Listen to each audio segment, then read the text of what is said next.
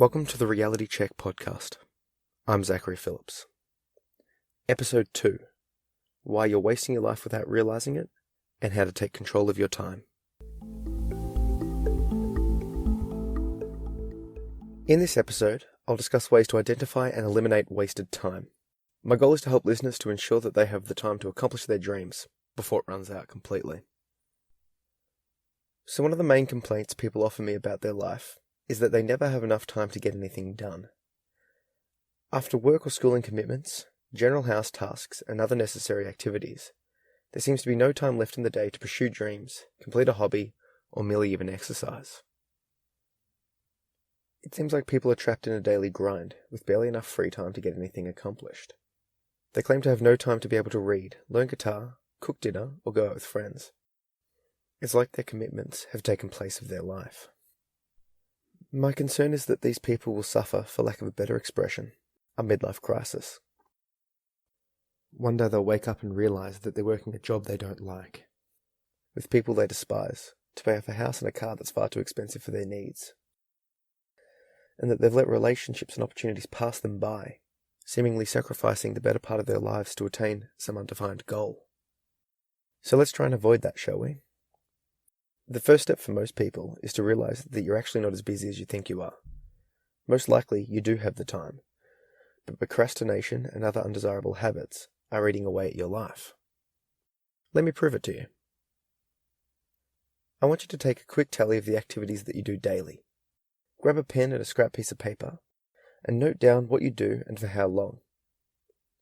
Use basic averages and come up with the approximate amount of time you would spend on the following activities. I'm going to start with wasted screen time, but this could easily be applied to other time wasters like meetings, overzealous conversationalists, or even prolonged showers. Anything. I want you to tally up the total time you spend watching videos or shows on TV, YouTube, Netflix, Vine, etc. Just write down your daily average. Add to that your total non-productive social media use. Facebook, Instagram, Twitter, Snapchat, etc. Now they all have their uses. So if it's for school, business, or catching up with friends, don't include it. If it's for active research, likewise, leave it out. To clarify, active research is looking up something specific as opposed to getting lost down a rabbit hole of interesting facts online. What I want here is a summary of all the time you spend scrolling, searching, or simply getting distracted online. Finally, add to that gaming time. Once again, I'm not talking about social gaming with friends, rather those single-player arcade games that you can become quite obsessed with. Games like Color Switch, Candy Crush, and the like. You know, the ones that you play incessantly, the ones that you flick on in an attempt to distract yourself from a moment of self-reflection or silence. The games that for some reason seem to double your time spent on the toilet or in the car before you hop out. Those games. So, what's your total? Many people that I ask come up with about 2 hours per day. Now, merely going through the process of looking at what you do during the day will help you to prioritize. If you struggled with the activity before, or if you want to cut down, I suggest you make a journal. Throughout the day, note down the time that you spent on those activities, and I guarantee that you'll get more out of your day just by doing that. It's like using a food diary to assist with the diet. There'll be a general feeling of guilt when you realize you're spending excessive amounts of time on unproductive activities. But I really want to drive the point home. Let's say, for example, you're one of those people that total 2 hours of non-productive time. Do you know exactly how much of your life that time is costing you? Let's do the maths. Don't stress, the calculations are quite simple, and I'll put it in the show notes for future reference. First, you take your total time, in this case 2 hours, and divide it by the 24 hours in the day. This will give you the percentage of your day that you've used. Next, you time that by the amount of your average life expectancy, which for Western countries is approximately 80 years. So our formula is 2 divided by 24 times by 80. This equals 6.6. What that means is that if you spend 2 hours on average per day watching TV, in your lifetime it will equate to 6.6 years of continuous viewing. Imagine sitting in front of a TV for 6.5 years straight. That means you're not sleeping, going to school, working, socializing, eating, going on holidays, or exercising. literally just watching TV for 6.5 years. So please, spend a few minutes and work out how long you will spend in your lifetime. It's for this reason that I don't plug my TV in. I have one for the occasional movie or UFC event, but I must stress that it's occasional. What I've found is that in the nature of cable or free-to-air TV is basically continued delivery of programming. People tend to watch their chosen show and stay watching well beyond its finish. Network directors bank on the carryover effect from one show to the next, which is why you get advertisements promoting shows that are later on. They want you to stay. YouTube, Netflix, and other online platforms are catching up with autoplay features, which are becoming more and more integrated and automatic. This same logic and basic formula can be applied to every aspect of your life. My goal here isn't necessarily to change you. Rather, it's for you to become aware of what you're actually choosing to spend your time on. For example, a client of mine realized they watch on average an hour and a half of football each night, 5 years total, and instantly felt bad. I reminded them that if they love it and it adds value, then it's 5 years well spent. I spend hours each day reading, meditating, and training. Is it wasted time? I don't think so. Because I've chosen what I want to do with my time, I'm in control. But if I was mindlessly filling my day with things that I wasn't fully into, then yeah, it would probably be wasted. The key point to ask yourself is this: is this activity adding to my life, or is it distracting me from my life? Another major way to save time is in commuting.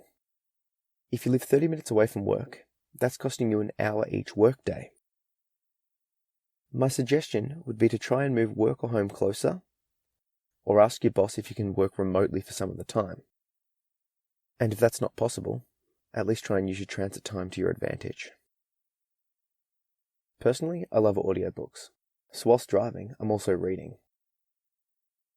If it takes you about half an hour to go to and from work, at that pace you could probably get through a book about every 2 weeks or so. Trust me on this one. Audible has revolutionized the consumption of books.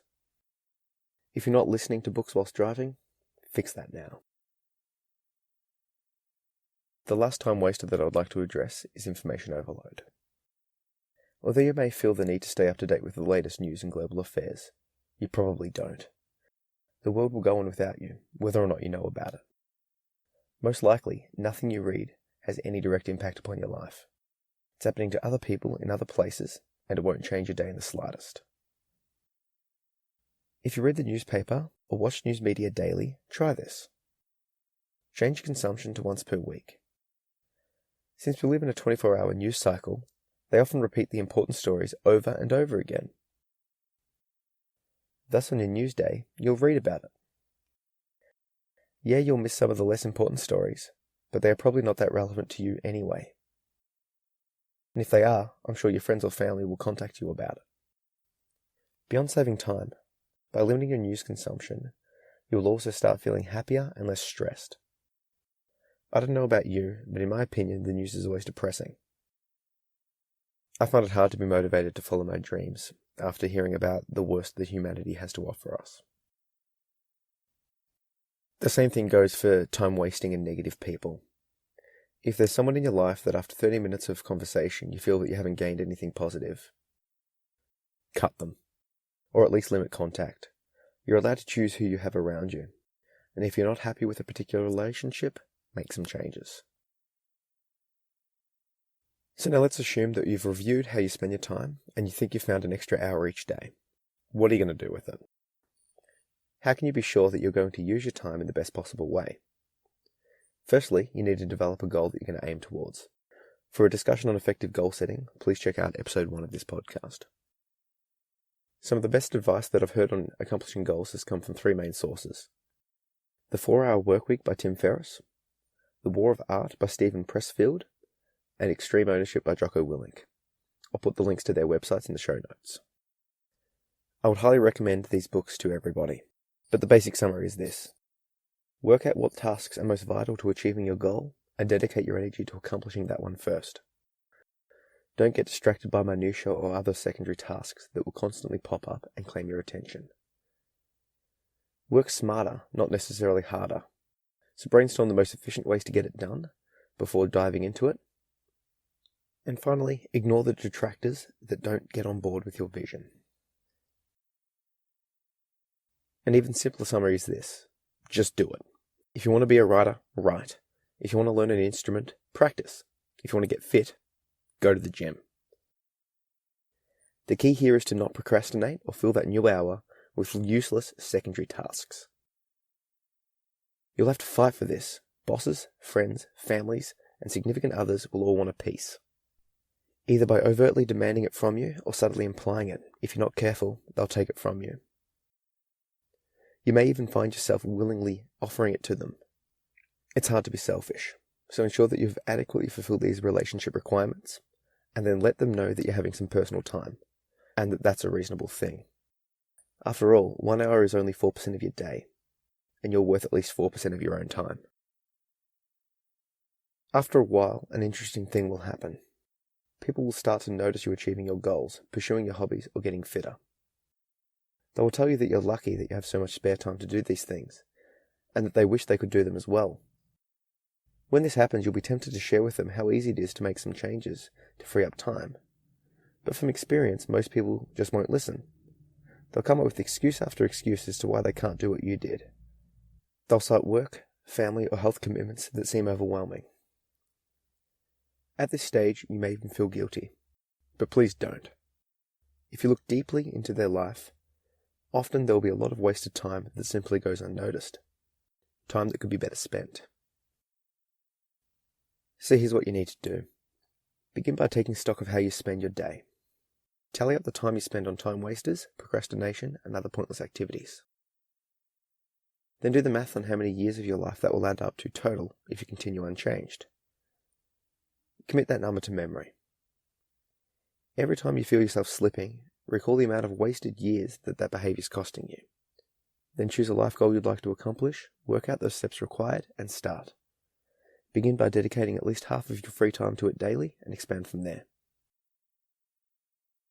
All that's left is to enjoy your newfound sense of accomplishment. You've earned it. Remember, 30 minutes here or there really does add up, and in the end, it could be the difference between accomplishing a lifelong goal or merely finishing another TV series. The choice is yours.